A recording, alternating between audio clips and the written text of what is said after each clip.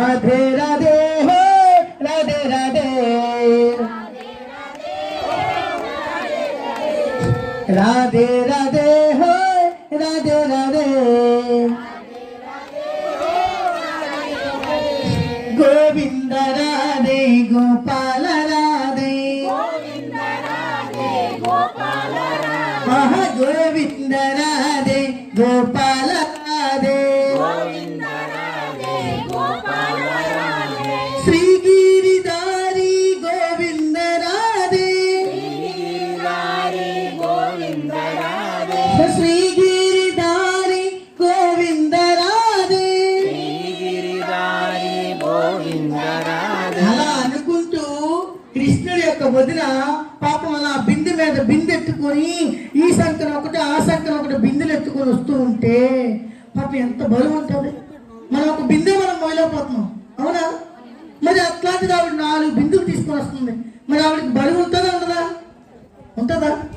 మరి బరువులు మోస్తున్నటువంటి వ్యక్తికి బాధలు ఉంటాయా ఉండవా? అరే ఏంటి కృష్ణ, నాకు ఈ జన్మ ఎందుకింత కష్టాన్ని ఇస్తున్నావు కృష్ణ, నాకు ఎందుకింత బాధలు పెడుతున్నావు కృష్ణ అని బాధపడతారా? అలానే తను కూడా బాధపడుతుంటే ఈ లోపు కృష్ణుడు తారసపడ్డాడు. ఎవరు తారసపడ్డాడు? కృష్ణుడు తారసపడితే ఆ కృష్ణుడికి ఆ గోపికి చెప్పుకుంటున్నట ఏమని, కృష్ణ నేను ఇంత కష్టపడి మోస్తున్నాను కృష్ణ, బింది జారిపోతుంది, నా నెత్తి మీద ఒక్కసారి సమంగా పెట్టవా అంటే కృష్ణుడు నవ్వుతూ అలాగ పులకరిస్తున్నాడు. నవ్వుతూ ఎవరికైనా బాధ అనిపిస్తున్నప్పుడు ఎదుటి వాళ్ళు నవ్వుతుంటే మనకి ఏమనిపిస్తుంది చెప్పండి? కోపం వస్తుంది కదా. అలానే తన గోపికి కూడా తన వదిలేనటువంటి గోపికి కోపం వచ్చింది. కృష్ణ నేను ఇంత బాధపడుతుంటే నీకు ఏంటి అలా వెక్కిరిస్తున్నావు, నేను ఇంత బాధపడుతుంటే నువ్వు నవ్వుతున్నావేంటి అని చెప్పి కృష్ణుడి మీద కోపగించుకుంటాడు. అయినా కృష్ణుడు కోపగించుకున్నా కూడా నవ్వుతూనే ఉంటాడు.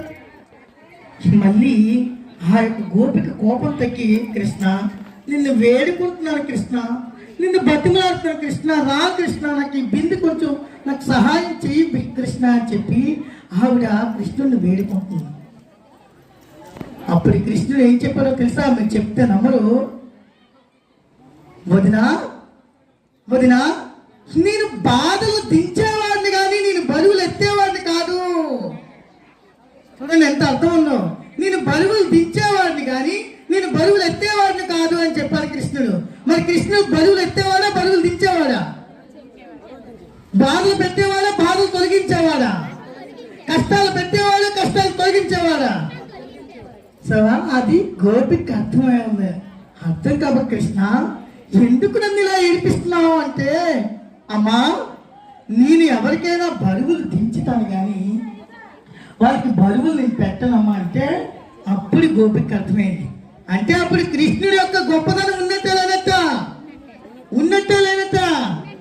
అటువంటి చిన్న కృష్ణుడు అటువంటి గొప్ప మహోన్నతమైనటువంటి విష్ణు రూపాయ స్వరూపాయ శ్రీ కృష్ణ పరమాత్మ అయినటువంటి ఆ యొక్క కృష్ణుడు, అది కూడా మనకు భారతదేశంలో మథురాలో జన్మించిన మనందరికీ కూడా చాలా అదృష్టం.